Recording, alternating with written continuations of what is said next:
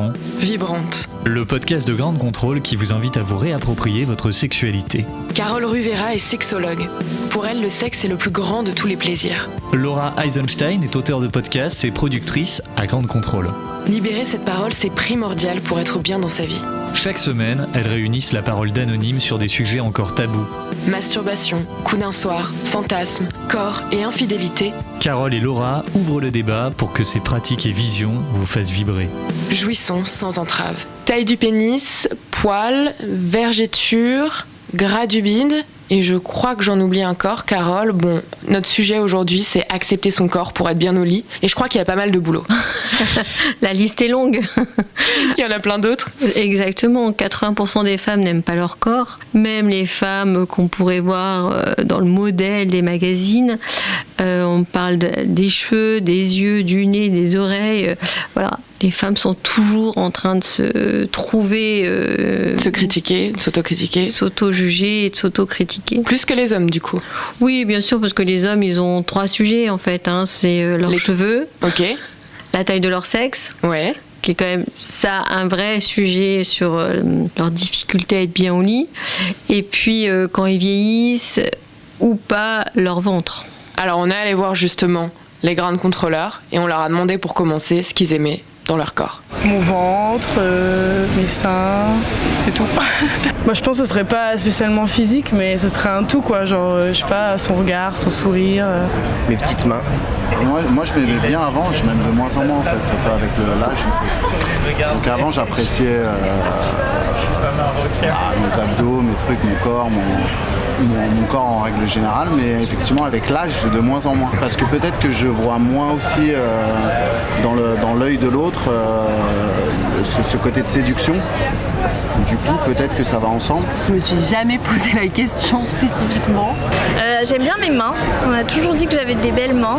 J'aime mes yeux parce que ça me permet de dire plein de choses. J'aime bien mon visage parce que je m'exprime beaucoup avec.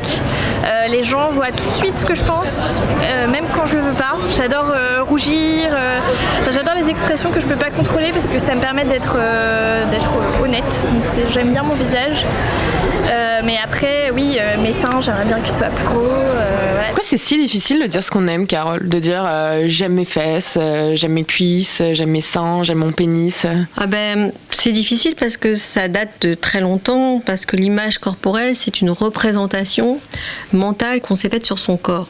Et de là, c'est ajouté les jugements. Quand t'étais petite, c'est entendu « Oh, mais t'es un petit peu ronde, hein ?» Ouais. Ou c'est entendu « Oh, mais t'as des grands pieds !»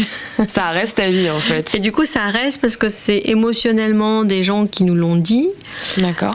qui pour nous avaient une importance. Et du coup, on se voit avec des grands pieds, on se voit avec du ventre, on se voit avec des yeux trop en amande, trop ceci, voilà.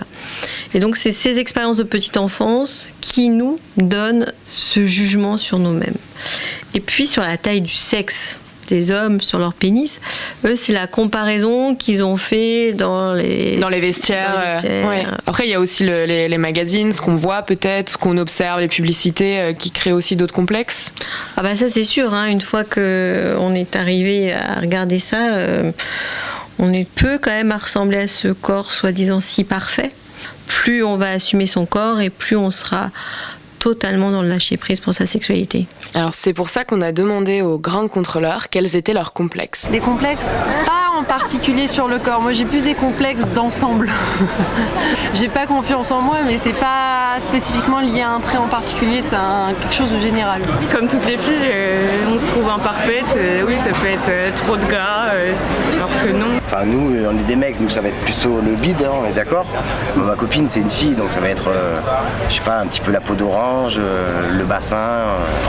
Elle vieillit elle aussi, donc c'est plus sur des trucs comme ça qu'elle va faire des... Ou elle a une petite poitrine, donc voilà, des détails comme ça, mais...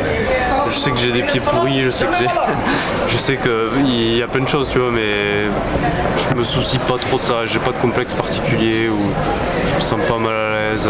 Ça me paraît insensé que quelqu'un se fasse un blocage par rapport à une partie de notre corps. Je pense que tu as forcément la phase où quand tu grandis, tu as des modèles, tu as des trucs, à l'adolescence, et c'est te dire je suis plus ou moins comme ci, plus ou moins comme ça. Et puis avec l'âge, tu te dis non, mais je suis bien et ça va. C'est assez étonnant parce qu'on dirait que les complexes, ça prend vraiment pas beaucoup de place dans notre relation à l'autre, dans ce qu'on entend. Les hommes, quand ils sont attirés par une femme ou quand ils ont une femme, ils regardent dans la globalité. Donc pour eux, ils sont super OK avec la femme qu'ils aiment, sur leur forme de leur corps. Et puis comme je te disais tout à l'heure, les hommes, bah voilà, je suis comme je suis, tu me prends tel que je suis, j'ai pas de beaux pieds. Et alors, c'est pas ça qui fait... J'ai les pieds pourris. J'ai les pieds pourris. C'est pas ça qui va faire la qualité de la relation. Pourtant, ces complexes, ils peuvent quand même influer sur la relation et créer des blocages dans la sexualité. On a demandé à ces anonymes si ça leur était déjà arrivé. Il y a des complexes qui m'ont empêché de commencer un rapport sexuel. Le pire truc qui a été pour moi, qui m'a bousillé tout le début de ma sexualité, déjà, c'était les poils. J'avais une sainte horreur des poils. Il fallait que je sois parfaitement épilée pour avoir des rapports sexuels. Donc ça, c'était terrible. Il fallait que tout soit épilé, les aisselles, les jambes, le maillot intégral, etc. Et si j'avais un poil qui dépassait, bah, je me sentais mal. Plusieurs fois, ça m'a empêché d'avoir des rapports sexuels. Plusieurs fois, j'ai dit au mec, ah non, jamais le premier soir, parce que je me disais, il va voir que je suis pas épilée, ça va le dégoûter, il va me dire, vas-y, rentre chez toi. Les odeurs corporelles aussi, j'ai toujours eu peur de sentir mauvais, déplaire par mon parfum, l'autre, ça me faisait assez peur. Et sinon, au niveau de la forme de mon corps, non. Au début de ma sexualité, j'avais tendance à faire l'amour dans le noir, à garder mes vêtements le plus longtemps possible. Mais en fait, le regard de l'autre, au fur et à mesure, m'a montré que, surtout les hommes, mes femmes s'en fichent un peu en fait. Ils regardent pas mes vergetures, ils regardent pas ma cellulite, ils regardent pas mes poils en fait. Je me suis calmée en fait au fil du temps sur ce genre de sujet. Maintenant, il n'y a plus rien qui m'empêchera d'avoir du sexe, sauf peut-être mes règles, et encore. Oui, d'être un peu trop grosse ou quelque chose comme ça, on essaye de se cacher ou de... Pour moi, c'est plutôt avant l'acte en fait, de se dire ah bah non, ça va pas plaire à lui, voilà. Mais comme on peut le voir, tu vois Laura, il y a vraiment des impacts sur l'image corporelle. Donc effectivement, ça diminue l'envie d'aller dans la sexualité. Donc la libido. La libido, tout à fait. Ça diminue aussi le fait d'être dans des positions particulières dans la sexualité, comme on a entendu dans le noir, mais aussi toutes les positions. Parce que là, on voit mon ventre, là, on voit ma cellulite, là, mes seins tombent. Et puis si ça continue, ça engendre vraiment une mauvaise estime de soi. Donc c'est pas que dans la sexualité, mais c'est dans la vie de tous les jours. Ça empêche des vraies relations sociales dans la vie. Ça engendre aussi des problèmes alimentaires, puisque je suis comme ça, je suis grosse, il faut que je sois absolument maigre.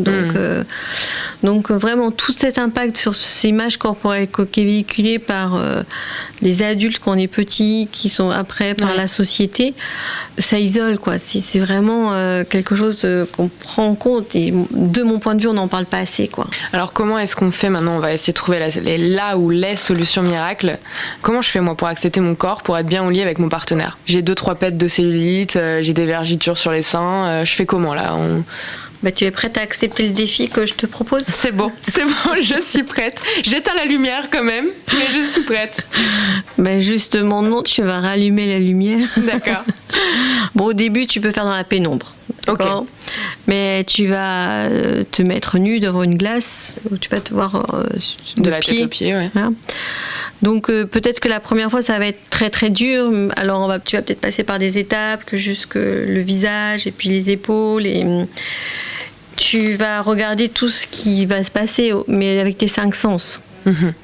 Du coup il y a la glace, le visuel, mais il y a aussi le toucher. Il va falloir que tu te touches. D'accord, en te mettant des crèmes, en te faisant des masques, des gommages, tout ce que tu veux. L'importance de se toucher, c'est que tu commences à érotiser ton corps pour être bien dans la sexualité. Et puis tu vas sentir ta peau comme ça. Ça, tu vas faire plusieurs semaines, ça, Laura, pour voir ce qui se passe, noter les émotions qui se passent sur ton corps. Parce qu'évidemment, au moment où tu vas arriver sur les vergetures, tu vas dire « Ah non, je veux pas voir ça. Mm-hmm. » D'accord.